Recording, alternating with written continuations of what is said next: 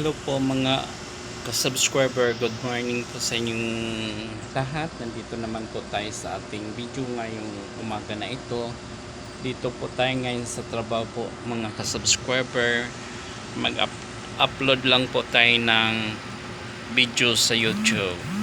Ayan po mga ka-subscriber. I-update lang po natin po yung ngayon yung ating bansang sinilangan kung bakit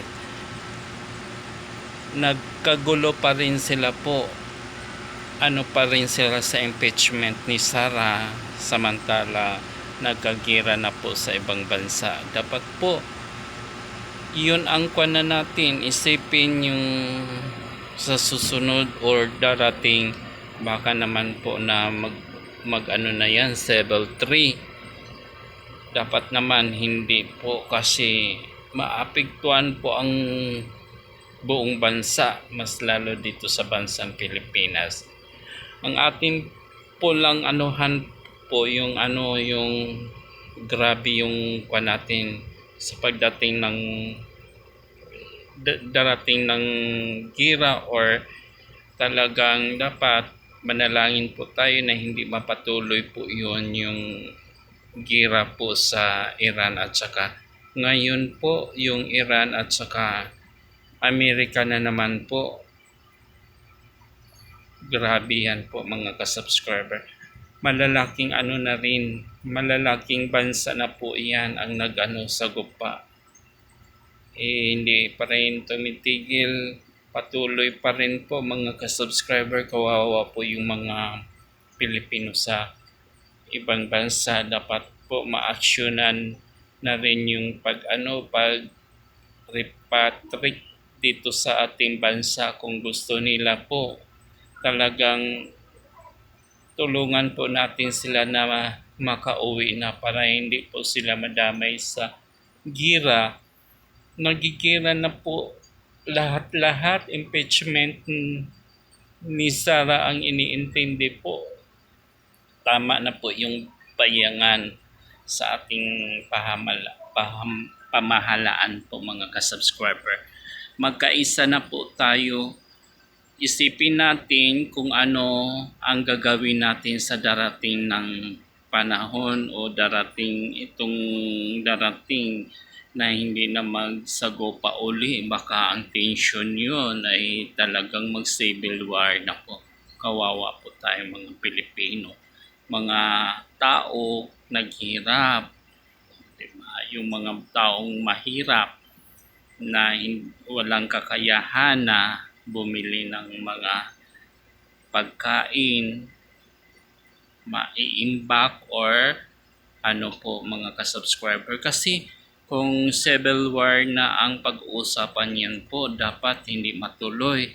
Buong mundo po yun. At saka maapektuhan po doon ng mga mahirap katulad sa ating Pilipinas. So, di ba? Ngayon po, sana magiging handa po tayo sa ating buhay. Dapat wag na po tayong impeach na yan. Ayusin po natin ang ating pamahalaan at iuwi na natin si dating former President Roha Duterte doon sa dahig. Kawawa naman po. Bring him home, Tatay Digong. Now na po. Wag na po tayo kung ano-ano pa man. Magtrabaho po tayo ng tapat, magtrabaho po tayo ng lubusan para sa ating mga kapwa Pilipinong mahihirap. Tulungan po natin. Mahirap na po ang bansa, lugmok na po talaga sa sistema ng corruption dyan dito sa ating bansa. Saan na po kayo?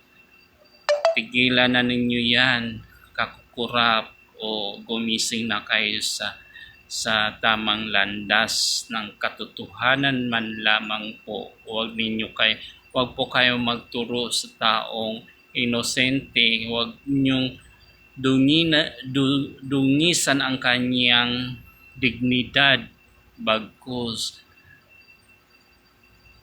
lumaban po kayo ng patas Kayo na po ang gumagawa nito ng kabalastugan sa government. Turo ng turo pa kayo kay Sara Duterte sa mga anomalyas na ninanakaw daw niya na hindi naman niya ginawa. Magising na kayo sa tamang landasin at tamang gawain ng matinong politika. Huwag po yung puro kurap lamang po ang iniisip ninyo. Paano kayo magkamkam ng maraming salapi.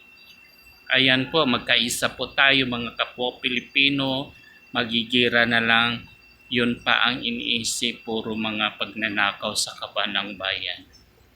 Lugmok na po ang Pilipinas. Maawa naman po kayo sa mga mga susunod na generation, sa mga kabataang walang puwang sa mundo. Talagang dapat po tulungan po natin na may magisnan pa po sila sa susunod na mga herenasyon. Ayan po, hanggang dito na lang ang ating video kasi nag-cold storage na.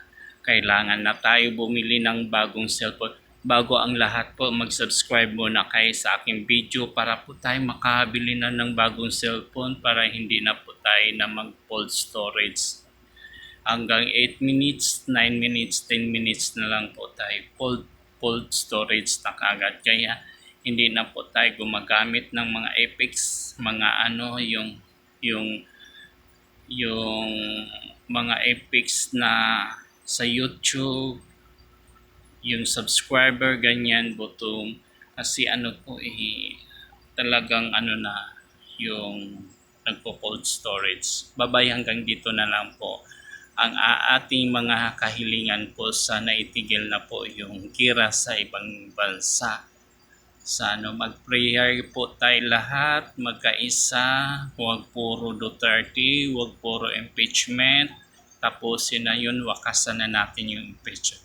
Magtrabaho na tayo ng maayos para magiging maayos ang buhay natin lahat. Salamat!